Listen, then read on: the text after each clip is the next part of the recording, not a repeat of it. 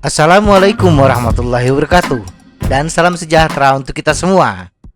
Pesepeda profesional atau pesepeda antusias yang sering mengikuti perlombaan harus sering berlatih untuk meningkatkan performa bersepedanya. Latihan yang efektif adalah latihan yang bisa diukur, sehingga kita bisa mengetahui perkembangan latihan kita. Pelatihan berbasis data memungkinkan pesepeda melacak sesi latihan, menganalisis peningkatan kebugaran, dan upaya kecepatan.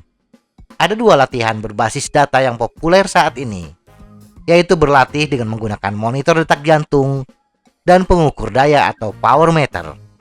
Nah, apa kelebihan dan kekurangan dari latihan menggunakan detak jantung versus latihan dengan power meter? Mari kita bahas.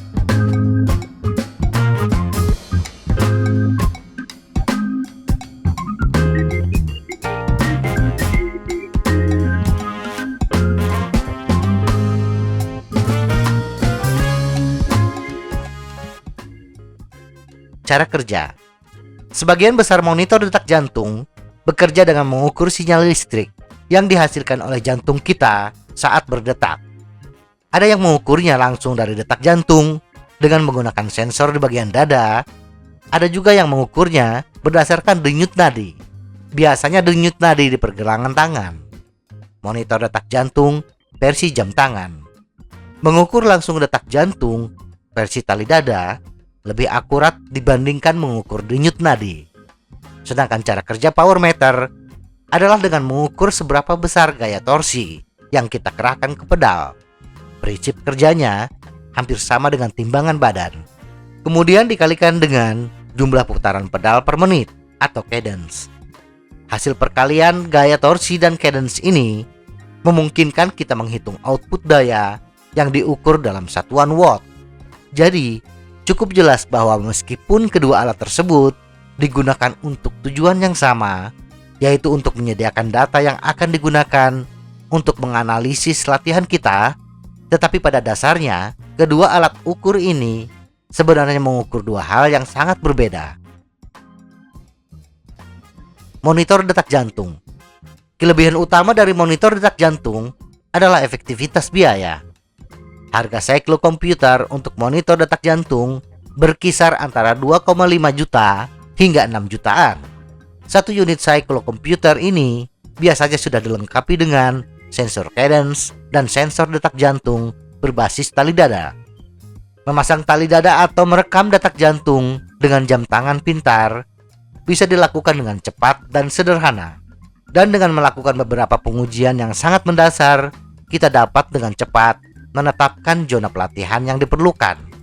Monitor detak jantung bekerja dengan baik dalam situasi di mana intensitas bersepeda dijaga relatif stabil, seperti daya tahan yang lebih lama, intensitas rendah, atau latihan dasar. Selain itu, monitor detak jantung juga memungkinkan kita memastikan bahwa latihan dilakukan dalam intensitas yang rendah, sehingga kita tidak mengalami kelelahan yang tinggi. Tetapi monitor detak jantung memiliki keterbatasan. Monitor detak jantung mengukur respon jantung terhadap upaya yang kita lakukan, sehingga ukuran upaya yang kita kerahkan tidak bisa real time. Hal ini akan terasa ketika kita tiba-tiba meningkatkan kecepatan. Kita tidak bisa mendapatkan data yang real time, karena respon jantung terhadap pengerahan tenaga kita membutuhkan waktu beberapa detik. Di samping itu, data detak jantung yang disajikan tidak hanya disebabkan oleh power yang kita kerahkan, tetapi data detak jantung juga sangat dipengaruhi oleh kondisi fisik dan mental kita. Terlebih lagi, faktor-faktor seperti tingkat hidrasi, suhu udara, jumlah tidur, kadar kafein dalam tubuh, dan ketinggian dapat secara signifikan mengubah detak jantung pada intensitas tertentu, yang selanjutnya secara negatif mempengaruhi keandalan dan konsistensi data. Power meter tidak seperti data detak jantung yang mewakili respons jantung terhadap input tenaga di pedal yang tidak bisa real time. Power meter mengukur output power secara real time, yaitu seberapa besar upaya yang sebenarnya kita lakukan. Manfaat utama dari power meter adalah umpan balik seketika yang diberikannya dan kurangnya pengaruh eksternal yang akan merusak data.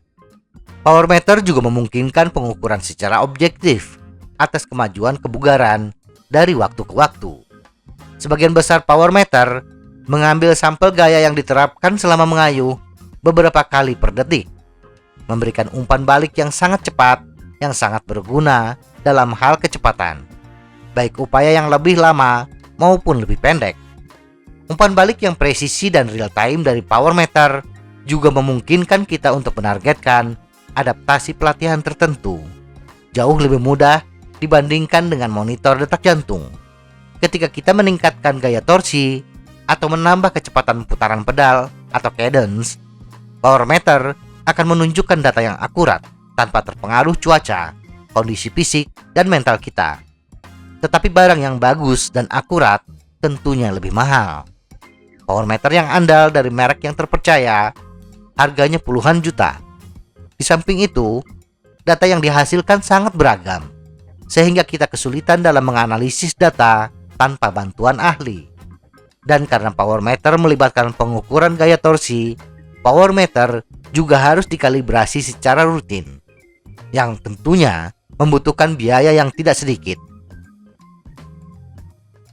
Kesimpulan, untuk pesepeda non-kompetitif yang tidak membutuhkan latihan secara ketat, menggunakan monitor detak jantung sudah mencukupi.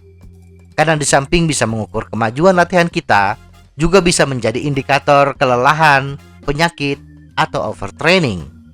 Tetapi bila kita adalah pesepeda profesional atau setidaknya sering mengikuti perlombaan, maka alat terbaik untuk mengukur kemajuan latihan kita adalah power meter. Semoga informasi ini bermanfaat. Tetap sehat. Salam goes.